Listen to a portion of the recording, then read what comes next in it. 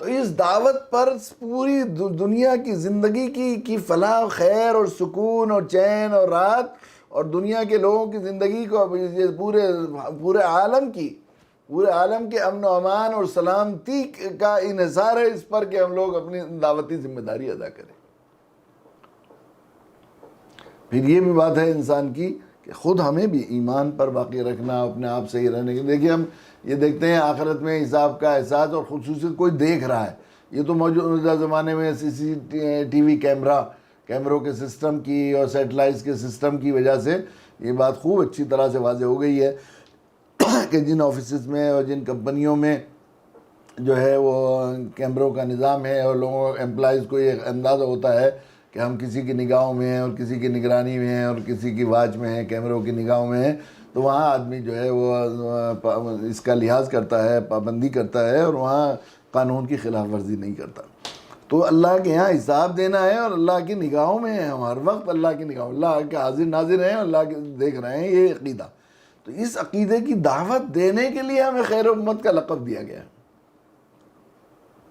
اور جو مسائل ہو رہے ہیں، جو بھی یہ سارے چاروں طرف دنیا میں، ان سارے مسائل کا حل دعوت میں رکھا ہے، اس لیے کہ قرآن پر ہمارا ایمان ہے، اور قرآن نے جتنے باطل نظریات اور مذاہب اور بری جو منکرات ہیں، خرابیاں ہیں، گناہ ہیں، ان سب کو ظلمات کہا ہے، اور اسلام کو نور کہا ہے، روشنی کہا ہے، روشنی۔ تو نور جو ہے، دیکھیے یہ جو ہمیں لگ رہا ہے کہ یہ پھیل رہے ہیں، کہتے ہیں نا برائیاں پھیل رہی ہیں، شرک پھیل رہا ہے، فلاں پھیل رہا ہے، عیسائیت پھیل رہی ہے، کفر پھیل رہا ہے، شرک پھیل رہا ہے۔ اندھیروں میں پھیلنے کی صلاحیت نہیں ہوتی، اندھیرے صرف خالی جگہ لیتے ہیں، صرف روشنی میں جو ہے پھیلنے کی صلاحیت ہوتی ہے۔ بڑے حال میں ذرا سی روشنی جلائیے، ذرا سی دیر میں ایک دم کوئی چیز جلائیے، دیا سلائی کی تیلی جلا دیجئے یا ذرا سی شمع جلا دیجئے، چھوٹا سا بلب جلا دیجئے، بڑے سے بڑے حال میں اندھیرا کہاں جانے جاتا ہے؟ قرآن کہتا ہے جاء الحق وزاق الباطل ان الباطل کان زہوقا۔ سچی بات یہ ہے، حقیقی تو یہ ہے کہ روشنی پھیلتی ہے، اندھیرے نہیں پھیلتے، بلکہ اندھیرے جو ہے روشنی، ظلمات یا اندھیرا جو ہے، ڈارکنیس روشنی کے نہ ہونے کو کہتے ہیں۔ اندھیرا کوئی چیز نہیں ہے،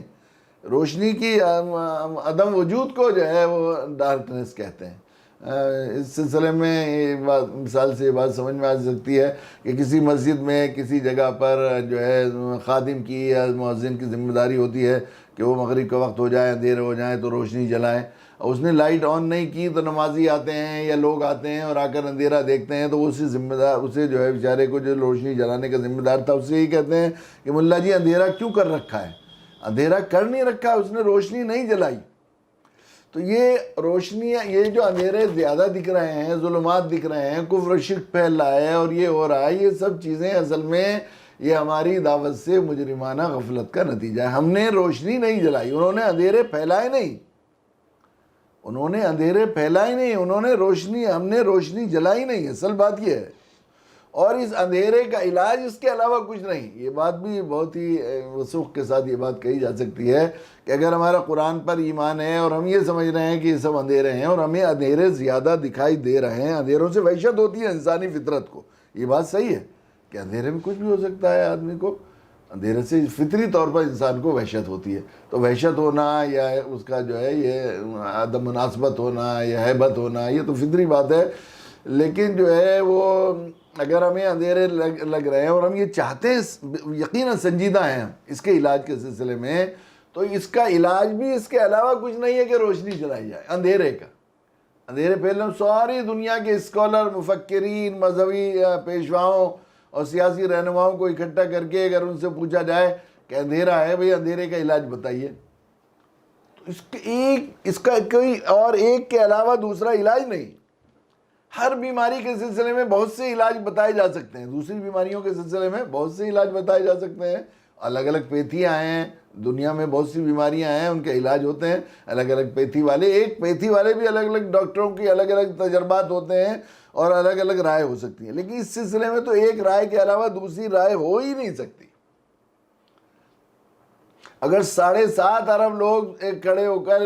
دنیا سے اندھیرے ختم کرنے کے لیے مسلسل ان پر بہترین تقریریں کریں اور مدلل اور